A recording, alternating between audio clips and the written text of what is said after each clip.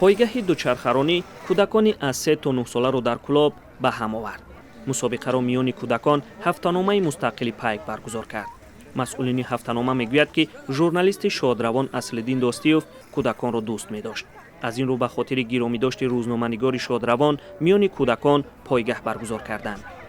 пойгаҳ дар 3 номинатсия сурат гирифт.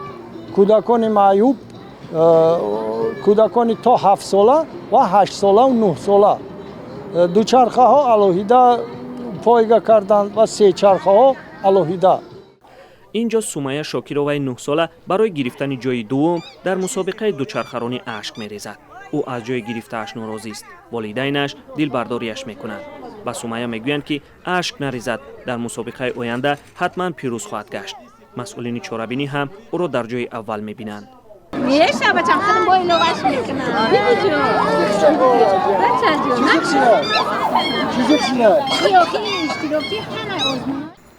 ҳафтаномаи пайк бори аввал нест ки пойгаҳи дучарха дар миёни кӯдакон ташкил мекунад.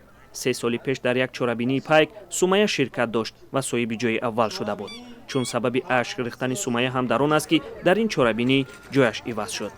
аммо ҳама гуфтанд ки ӯ қаҳрамон аст. имрӯз як ҷашн буд. барои ин кӯдакон як ҷашн буд, як рӯзи шодӣ буд. на танҳо барои кӯдакон, балки барои калонсолон ҳам.